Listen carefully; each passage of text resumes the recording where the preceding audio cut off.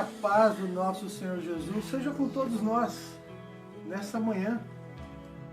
Mais um domingo chegou, agora culto da manhã. Estamos chegamos na 10ª semana de isolamento. É isso, né? 10ª? Ou 9ª? Ixi, até já me perdi. É tanto tempo de isolamento que depois eu dou a informação correta durante o culto. Que nós estamos aqui, vivendo esse tempo, entendendo os propósitos de Deus e buscando que o Senhor nos conduza a um propósito maior do que o que estávamos vivendo. Vamos falar um pouquinho sobre isso na mensagem, inclusive. Quero convidar você, sua família, a se acomodar no seu sofá, na sua cama, onde você se sentir bem, para que nós possamos louvar a Deus nesta manhã. Vamos iniciar nosso culto e peço que o Espírito Santo esteja conosco, nos visitando, nos orientando, nos ajudando, para que esse culto seja um culto que agrade o coração de Deus e encha o nosso espírito de gratidão. Vamos orar. Muito obrigado, Senhor, por mais este privilégio de estarmos nos unindo pela ação do Espírito Santo. Por onde esse culto entrar, no lar que esse culto chegar, que possamos estar no mesmo propósito de comunhão com o Senhor, levando a Deus as nossas petições, os nossos agradecimentos e aprendendo um pouquinho mais da sua santa palavra. Pedimos que a partir deste momento nossas mentes se despreocupem com as coisas que nos envolvem todos os dias e possamos descansar a nossa alma para participar de um culto ao Senhor. Oramos no nome santo de Jesus. Amém.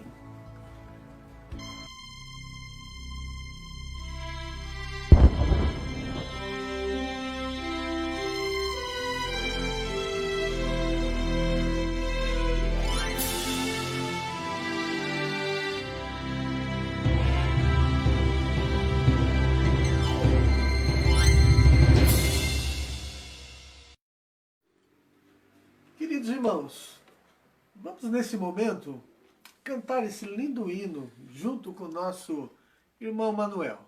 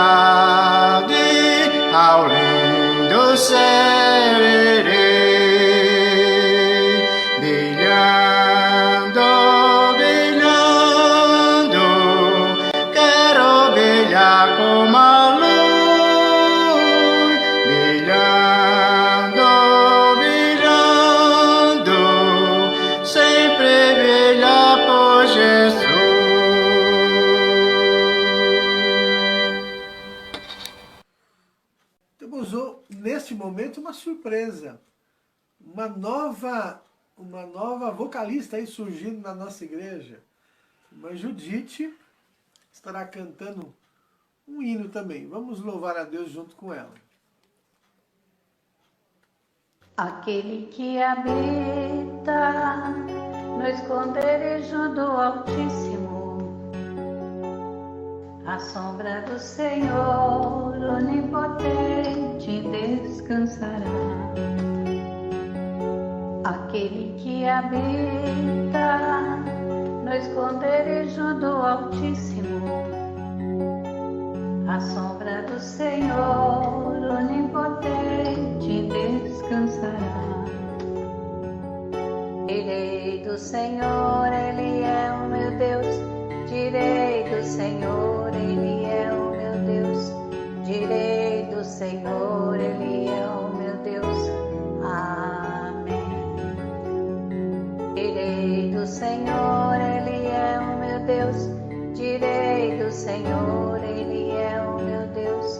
Direi do Senhor, Ele é o meu Deus. Amém.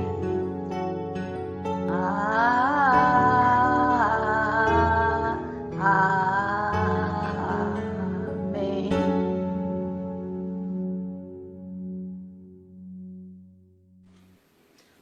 Que bênção, irmãos. Estamos mais uma vez na presença do Senhor agora, após esses cânticos, esse momento de adoração, de comunhão que tivemos, pelo Espírito Santo que nos une no mesmo propósito de adoração a Deus. Vamos estudar a palavra. Trouxe para nós meditarmos nesta manhã algo que tem impactado todos nós, né? Um pouco da inquietação que estamos vivendo nesse período aí. Mas eu tenho uma historinha para complementar, para dar de abertura dessa mensagem. A história diz o seguinte: qual é o real motivo da sua caçada? Esse é o título da história. Certo dia, um cão de caça, depois de obrigar uma lebre a sair de sua toca, e depois de uma longa e exaustiva perseguição, de repente parou a caçada, dando-se por vencido. Um pastor de cabras que estava pelo arredor viu e veio conversar com ele, dizendo: você está visivelmente abatido, ridicularizando assim aquele cão. O cão disse a ele: aquele pequeno animal é muito melhor do que você. Perdão, quem disse isso foi o caçador. Ridicularizando o cão, ele diz assim: aquele pequeno animal é muito melhor corredor do que você. Perdão. E o cão olha para o pastor de cabras e diz: está claro que o Senhor não é capaz de ver a diferença que existe entre nós dois. O Senhor se indagou e falou: por quê? O cão diz: eu estava correndo apenas para conseguir um jantar, mas aquele coelho estava ao contrário de mim, correndo pela sobrevivência da sua própria vida. Que interessante.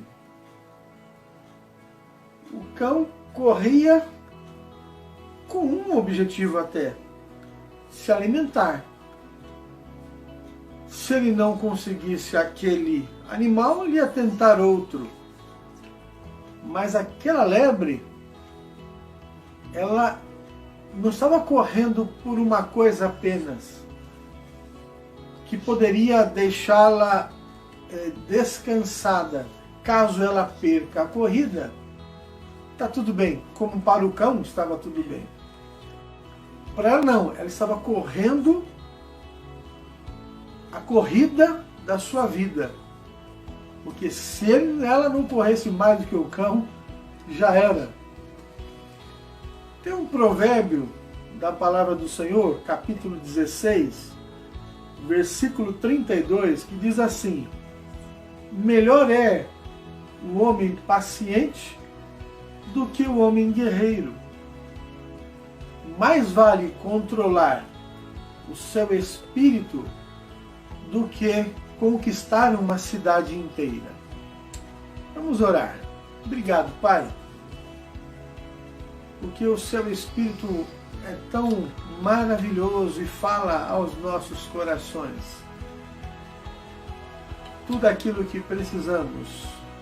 E assim, da sua palavra e de histórias, podemos tirar lições de vida para as nossas experiências diárias do cotidiano. Muito obrigado. Que o seu Espírito Santo fale realmente conosco nesta manhã. Em nome de Jesus. Amém. Irmãos, essa semana eu confesso aos irmãos que eu tive algumas inquietações no tocante a essa situação adversa que nós estamos vivendo, não só na cidade de São Paulo, mas em todo o Brasil e o planeta Terra. Não temos aí nada, nenhum respaldo, irmãos. O que me inquietou foi justamente isso.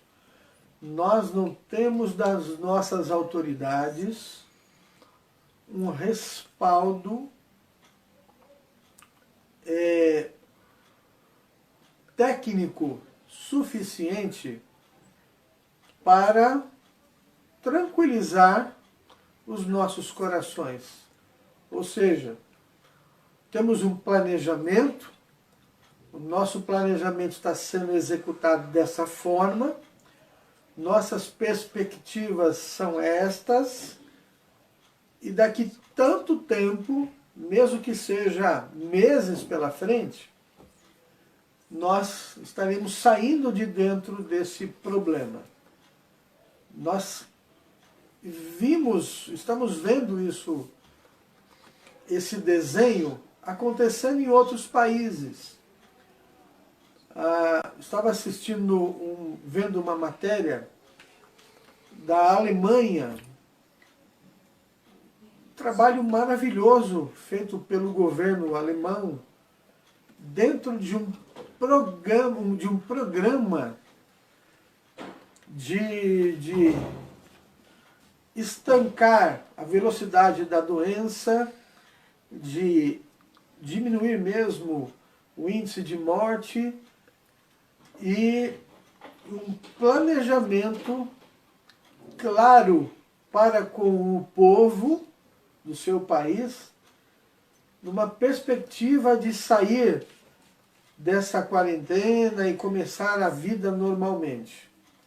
Nós temos visto isso em outros países também lá da Europa, que traz segurança para a população, uma linha entre governo e população mais transparente, mais eficaz, uma comunicação mais real.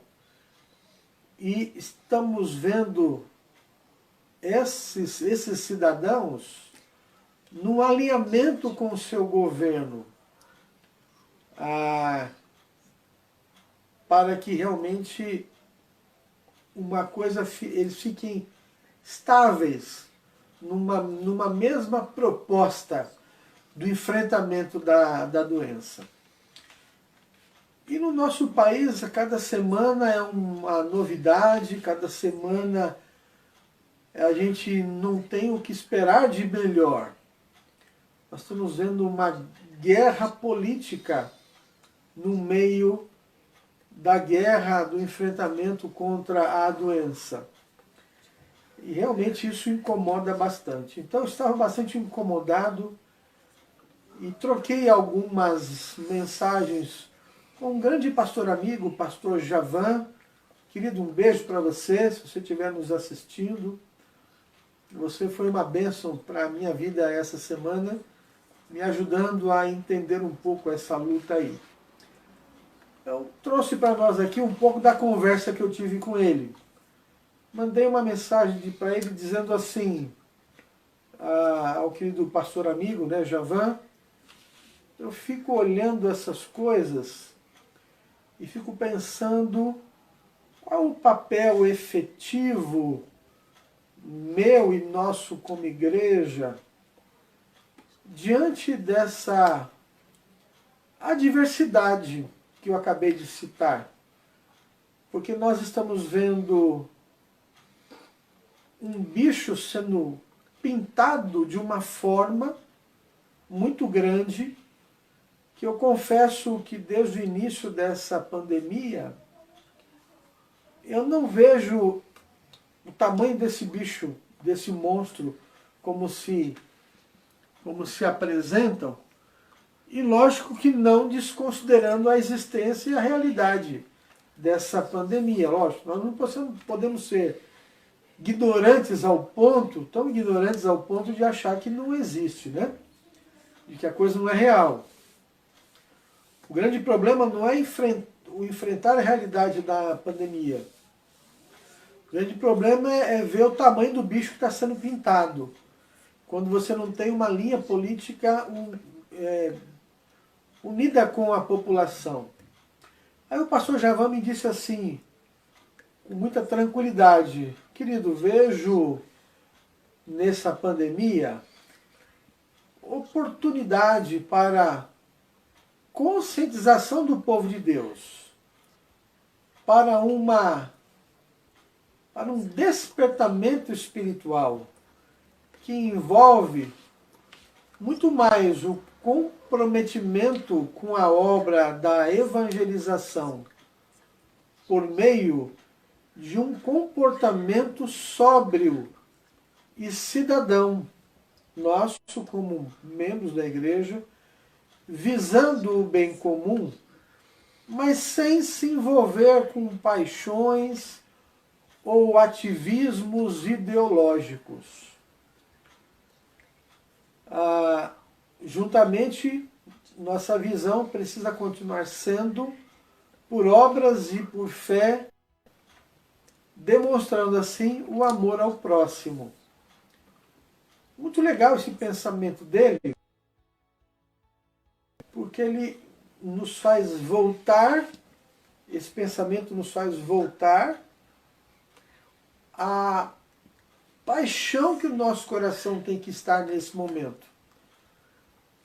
Não confusos por conta dessa loucura que eu acabei de falar, que é essa insegurança política do nosso país. Aí eu fiz outra pergunta para ele. Olha, o que tem me incomodado é um pouco da nossa passividade, nós como crentes, né? Diante das estratégias satânicas que se levantam pela má política do nosso país. Porque como eu sempre digo lá na igreja, né, sempre estou pregando, eu falo, enquanto a gente brinca de ser crente, o diabo não brinca de ser diabo, né, de forma generalizada. Realmente nós sabemos que Satanás está agindo através de todas as ferramentas que ele pode usar. Uma das ferramentas é a má política, é a corrupção da política, onde ele usa essa ferramenta para destruir o país e destruir a população. São ferramentas do maligno, né? Javan, mais uma vez, disse assim, estamos hoje num contexto da igreja como povo de Deus, não como instituição humana. Igreja como instituição divina, pensando nas coisas de Deus, não nas coisas humanas. Isso serve para a igreja local, como para a denominação e as demais igrejas denominacionais. Isso tem como missão, então, a igreja e a sua denominação continuar focando na pregação do Evangelho para a salvação daquele que nele crer em Cristo, anunciando assim a volta de Jesus Cristo. Assim não devemos confundir, então, a mensagem que é para o povo de Deus em relação, em detrimento, à mensagem que é para as pessoas do mundo. Parei para refletir junto com ele sobre isso. Falei, é verdade. A mensagem do povo de Deus é uma. A mensagem do mundo, no sentido de existência desse mundo, nós sabemos que será finda, é outra mensagem.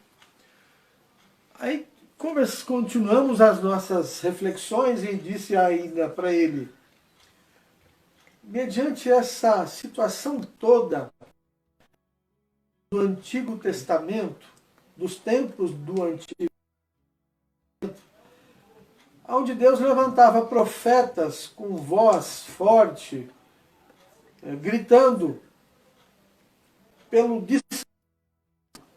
sócio, político, econômico, religioso, e vai.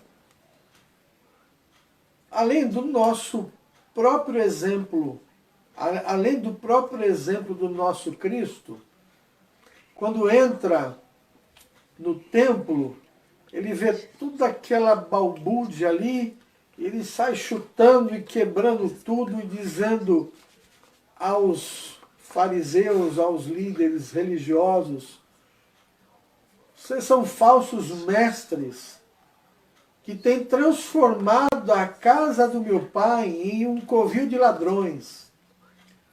Lembram desse texto, né? E aí o pastor Javan diz assim, meu irmão, os profetas assim agiam lá no Antigo Testamento por conta de um propósito. O contexto da época era de uma nação que era Estado religioso, sujeito aos mandamentos do Senhor e ao chamamento dos profetas em palavras direcionadas para a nação. Muitas vezes esses profetas chamavam os governantes, e não só os governantes, como também chamava até a própria nação toda, como foi Nínive, como foi Sodoma e Gomorra, como foi em relação ao rei Nabucodonosor. Então, o profeta tinha a responsabilidade civil, social, religiosa e política. Porque no Antigo Testamento era o Estado religioso. Indo para o Novo Testamento, nós temos uma divisão. O Estado deixa de ser religioso e nós temos como, inclusive, princípio doutrinário uma separação entre igreja e Estado. Isso é muito claro para todos os evangélicos, né? E aí, com base nessa conversa toda que tivemos ali, fiquei pensando e fiz algumas perguntas para para serem respondidas. E a primeira pergunta que eu fiz você foi: é verdade todo esse contexto maluco que estamos vivendo? Quando que íamos imaginar que nós íamos passar por isso e viver isso? E não só o entrar, mas como sair disso? E aí eu fiz uma primeira pergunta: será que eu quero que as coisas voltem ao normal como era antes? Porque a gente fica tentando resgatar o retorno, né? Será que vamos viver como era antes? Será que nós vamos voltar para o que era antes? Com base nessa conversa toda com esse querido colega, eu fiz dei as 4 perguntas que eu fiz, eu dei as 4 respostas. A resposta da primeira pergunta eu digo não. Eu não quero que as coisas voltem como era antes. Irmãos, o que era antes? Nós estávamos vivendo um conceito, nós estamos aqui num culto evangélico, então eu estou falando do conceito religioso, me entendam, né? Não civil, social, pessoal, projeto de vida, que isso é maravilhoso. Eu sempre incentivo na igreja que todos têm que continuar sonhando, né? Sonhando um melhor para o seu futuro. Jovens projetando uma faculdade, projetando um melhor emprego, uma melhor promoção, um cargo bom na sua empresa, cursos. Incentivo minhas filhas, nossas filhas, a fazer faculdade, fazer direito. Camila quer fazer medicina. Então, assim, graças a Deus, isso tem que continuar alimentando. Mas essa pergunta, todas essas perguntas estão voltadas para a nossa vida religiosa, nossa vida eclesiástica, né? Como que nós éramos antes dessa pandemia. Então eu respondo, não, eu não quero que as coisas voltem como era antes. Porque antes nós estávamos vivendo um enfraquecimento da igreja. Seja muito sincero com você, irmão. Por favor, olha para dentro de si e veja como estava sendo a sua dedicação com a obra do Senhor. Qual era a gana, a garra, a vontade que você estava tendo para com uma vida no Evangelho, para com uma experiência voltada para as coisas do Senhor, as coisas do céu, uma vez que todas as conquistas terrenas, que como sempre falo, são importantes enquanto vivemos aqui, precisamos dela. Né? O custo de vida hoje no nosso país é altíssimo. Na capital aqui, então, pior ainda. Para você ter uma vida, no mínimo confortável, não estou dizendo de luxo, básico necessário, você se gasta muito hoje para ter uma vida dessa, né? Então, não se preocupe com isso, mas eu estou falando qual é a sua gana com as coisas do céu. Porque essas coisas terrenas, elas vão ficar aqui na terra. O dia que eu e vocês partirmos, nós não vamos levar nada com a gente, né, para o céu. Vai ficar tudo aqui. Então, qual é a sua parcela de contribuição com as coisas do reino de Deus? Porque isso você vai levar.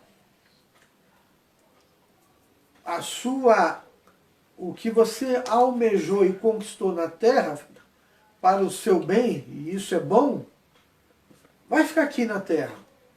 Então a casa boa que você comprou, aqui na capital, a casa do campo, a casa da praia, o carro zero, os equipamentos tecnológicos, tudo vai ficar aqui na terra. E ainda vai ficar sendo disputado pelos herdeiros, né? Se possível for, a briga já começa na tampa do seu caixão. Quem fica com o quê? Né? Quem fica com isso, quem fica com aquilo, né? Enquanto você está ali, ó, duro dentro do caixão, a briga já começa ali. Mas o que você vai levar? Qual o tesouro celestial que você vai apresentar das suas mãos para o Senhor? O Senhor vai falar, deixa eu ver o que você trouxe para mim. Suas mãos estarão cheias da obra do reino ou estarão vazias porque só se preocupou com as obras terrenas? Então, irmãos, a resposta é não, eu não quero que as coisas voltem como era antes, volte como era antes. Não quero. Eu quero que a gente volte com uma nova visão, uma nova perspectiva como igreja evangélica brasileira, em especial nós, Igreja Batista, filiados à Convenção Batista Brasileira, né? Queremos uma nova igreja, um novo povo, uma nova concepção de reino de Deus, com força, com coragem, com garra, de cumprir com a obra do Senhor. A segunda pergunta que fiz, será que nós, como Igreja de Cristo Jesus, temos então que nos envolver em questões políticas e ideológicas, com base nessa conversa que tive com esse meu colega? Qual é o papel da igreja diante das questões políticas e ideológicas? A resposta é não. Não devemos nos envolver realmente com esse tipo de tema. Porque temos como princípio uma separação entre igreja e Estado. Isso causa um pouco de polêmica, né? Você pode estar pensando agora, mas a terceira pergunta responde essa segunda. Fica calmo. Que dá um parecer de que parece que a igreja não está nem aí, né? A igreja está alheia, então. Deixa que os políticos se matem e nos matem. Não, não é isso. Não é esse tipo de envolvimento, linha de frente, que a igreja tem que se meter, não. Vamos ver então a terceira pergunta. Será que devemos então nos omitir como igreja enquanto a esse assunto de questões políticas e ideológicas? Será que temos que nos calar, nos omitir? A resposta é nunca. Não mesmo. Porém, o que cabe então à igreja fazer? Se nós não temos que nos meter numa briga política ideológica e também não podemos nos omitir. Qual é o nosso papel? Eu já preguei isso aqui em abril, no segundo ou terceiro domingo de abril, que a resposta para isso é 2 Crônicas 7,14. Cabe a nós, como igreja, povo de Deus, nos arrependermos dessa pergunta número 1. Não, eu não quero que a igreja volte a ser o que ela era, porque ela estava morta. Ela estava apagada. Perdão, morta não. Ela estava adormecida. Essa é a palavra correta. A igreja estava adormecida. A igreja estava apática. Ela estava há muitos anos já sem uma devida vida, uma devida vida, né? Concreta e bíblica, como o Senhor espera de nós. Porque, irmãos, muito triste pensar nisso, mas nós, pastores, lutamos tanto para ver o crescimento da igreja, o fortalecimento da igreja, o desenvolvimento da igreja. Essa é a nossa missão como pastores. E não é isso que, na medida dos anos passados, nós vimos acontecer. Muito pelo contrário, nós vimos nossas igrejas regredindo, diminuindo, dando baixas. Nossa igreja não é diferente. Nós estamos lá entre 80 a 100 membros. Uma igreja de 46 anos. Como falei aqui nesse culto de 2 Crônicas, que preguei aqui nesse tempo de isolamento, irmãos, isso é a realidade de muitas igrejas. Esse abatimento, essa regressão, essa diminuição. Então, cabe a nós sim nos arrependermos. Olhar para dentro de nós e falar: Senhor, nos perdoe. Nos perdoe, porque nós estamos muito acomodados do nosso papel como igreja de Cristo Jesus. E assim cabe a nós apresentarmos as nossas petições a Deus em oração, com fé, com arrependimento, com consciência, não de envolvimento político, ideológico, mas colocando a política nas mãos do Senhor, crendo que Ele ouvirá assim o nosso clamor, as nossas orações, oração do seu povo, e intervirá em favor da nossa nação. Nós, como falei naquela mensagem, nós sempre falamos nisso, né?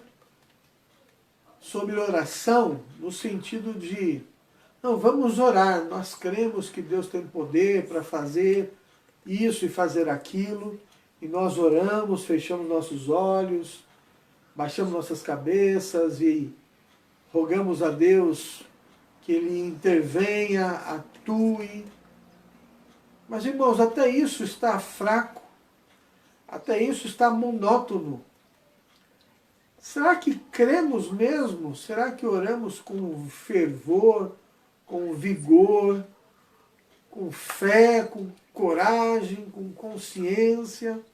Será que oramos acreditando que, se colocar na mão de Deus, Deus vai intervir na política, Deus vai intervir nessas questões ideológicas, nessa corrupção do país?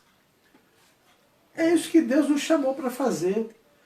Não para pôr uma camisa verde e amarela e ir lá para Paulista apitar, mas para dobrar o nosso joelho no chão. Não sou contrário a quem vai lá na Paulista com a camisa verde e amarela e o apito na boca. Não estou criticando, entenda.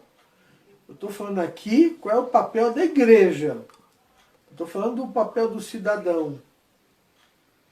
Então, por isso que a resposta do pastor Javan falou, no passado, no Antigo Testamento, era sim função da igreja cuidar do Estado.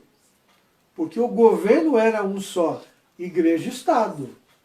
Por isso que os profetas eram levantados por Deus para falar aos seus representantes políticos, os imperadores, os reis, a toda a cátedra ali das pessoas que respondiam pelo povo. Mas no Novo Testamento não. Vivemos pela graça do Senhor. E vivemos como igreja crendo na ação divina de Deus sobre a política. Então, ontem, na sexta-feira, a irmã Ilaíce, um beijo para a senhora, minha irmã. A irmã Ilaíce postou no grupo da nossa igreja uma frase que foi muito impactante para mim, dentro desse conceito que estamos falando. A frase dizia: a tecnologia pode muito avançar e pode muito ajudar, mas conversar com Deus continua sendo do mesmo jeito. Qual é o jeito? Joelho no chão. Joelho no chão. Continua sendo o mesmo jeito de conversar com Deus. Irmãos, se nós voltarmos a crer que o poder do joelho no chão move a mão de Deus em favor de pessoas, em favor da nação, em favor de tantas situações, nós vamos ver a glória de Deus sendo manifestada no nosso país. Ou nós deixamos de acreditar nisso? O que será que temos vivido? Como temos vivido? O que temos acreditado? Eu confesso que muitas vezes eu fiquei com vontade de pegar um avião aqui lá para Brasília e falar com o presidente, ou ir lá no Morumbi, ali no Palácio do Governador, e falar um monte para o governador. Enfim, sou um cidadão, confesso. Mas, irmão, nosso papel é sustentar com o joelho no chão. Porque quem manda mais no seu conceito? Deus ou governador, Deus ou presidente, Deus ou prefeito, Deus ou Senado? Quem que manda, irmãos? É Deus, irmãos. Ou nós não acreditamos mais nisso? E a quarta e última pergunta que eu fiz: será então, com base em tudo isso, que é chegada a hora da igreja brasileira e da igreja em todo o território desse planeta ser realmente a igreja que Deus espera que nós sejamos, cumprindo assim o nosso papel, anunciando o arrependimento de pecado, confrontando essa sociedade corrompida pelo pecado e levando a essas pessoas uma consciência plena de vida eterna, não uma consciência de vida finda, viver pela vida, achando que tudo se é aqui o agora. Aí eu respondo essa pergunta: sim, é chegada a hora da igreja.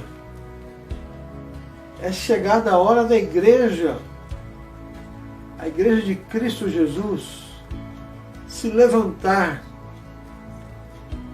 se arrepender e assumir o papel do serviço eclesiológico, do serviço da igreja, que é sua missão nada mais, nada menos do que falar das coisas eternas,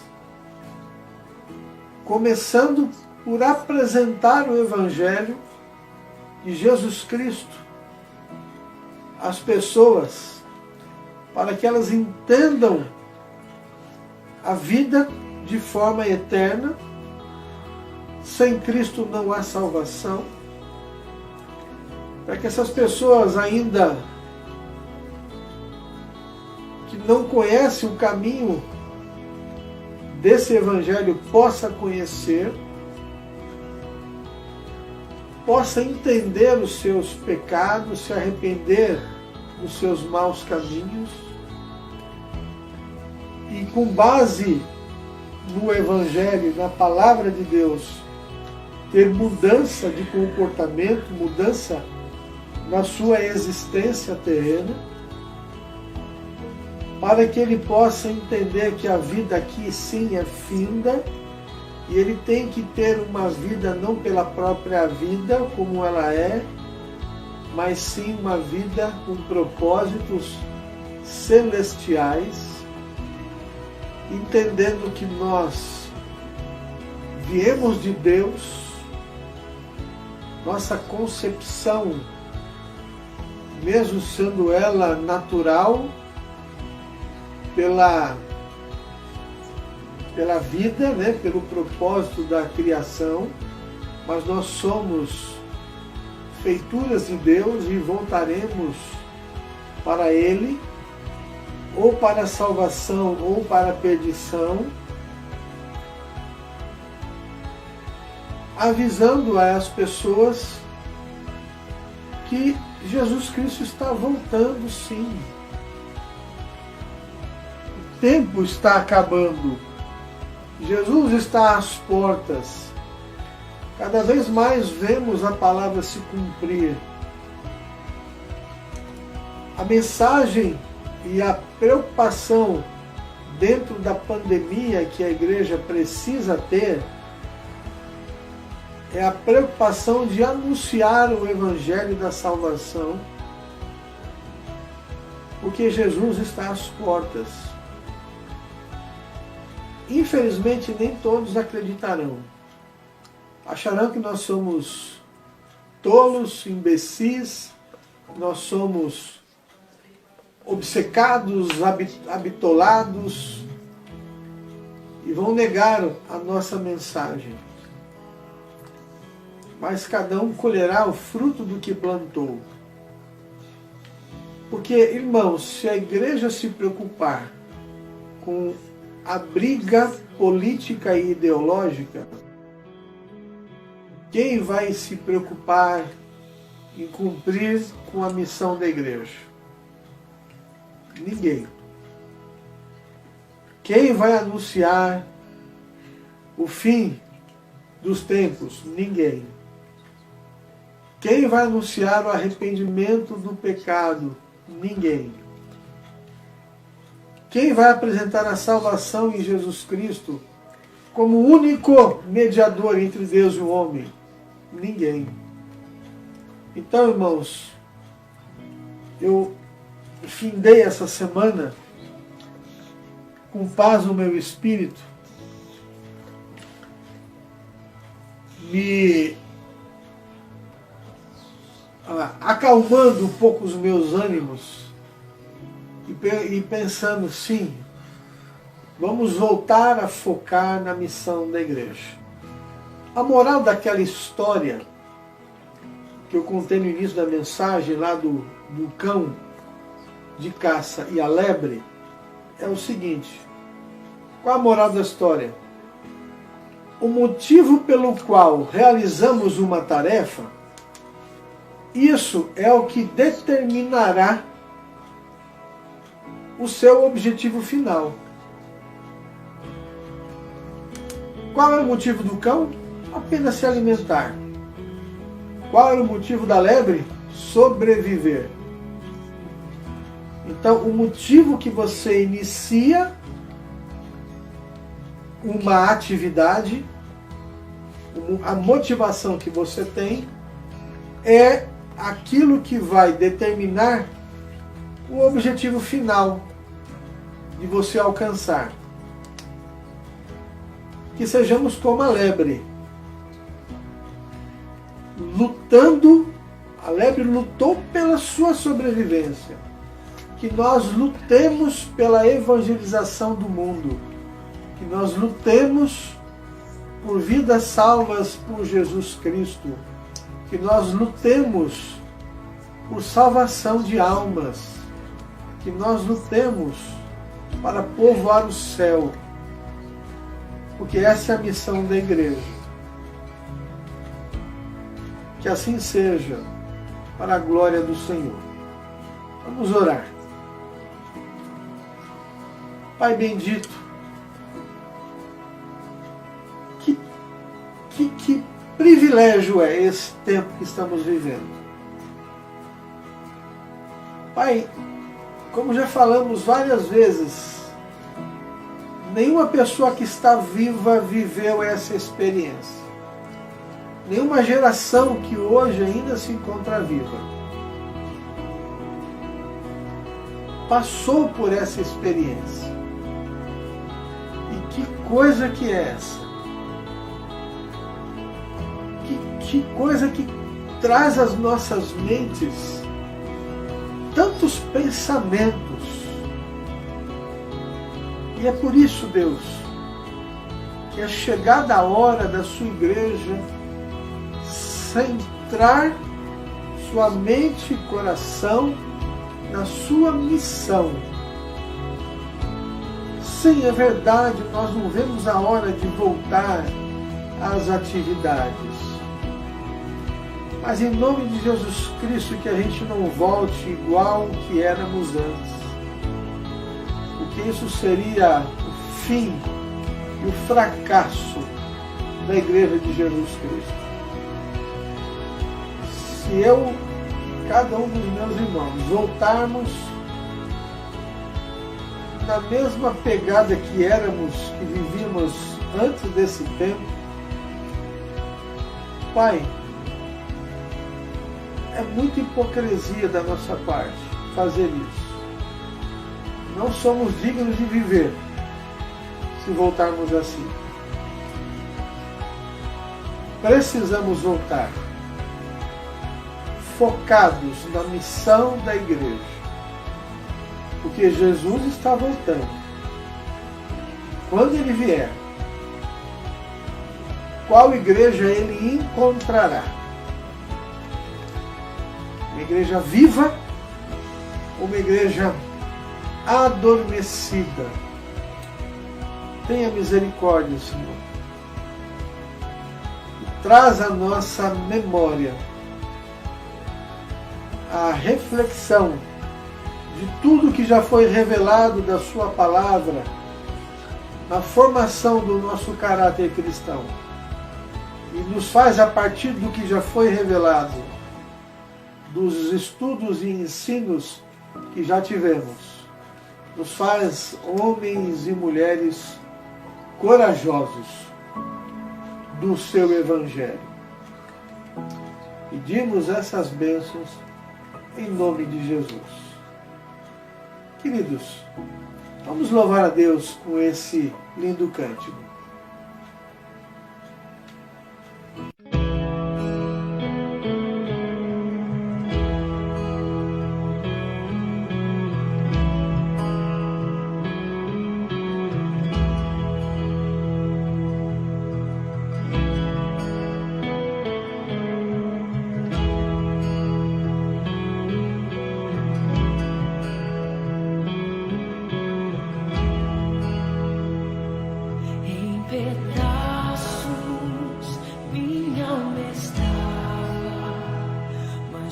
Sua graça refeito sou, sem nada em troca, fui resgatado, me libertou,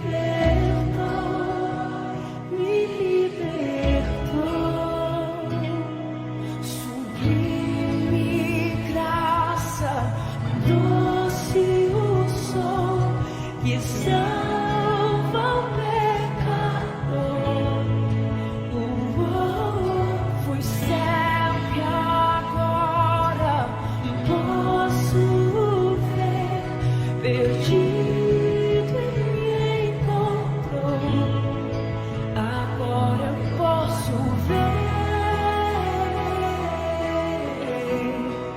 que eu posso ver seus olhos de amor, para que eu possa viver.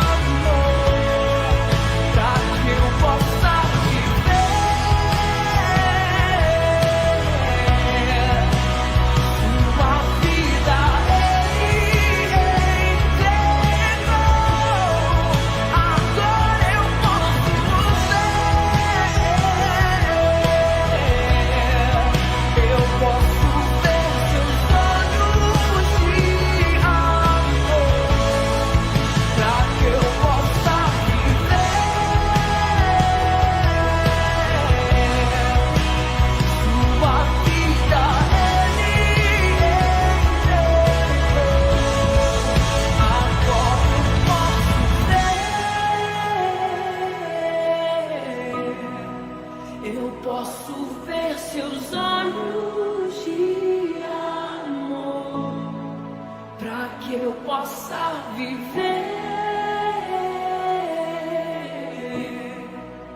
sua vida. Ele entregou.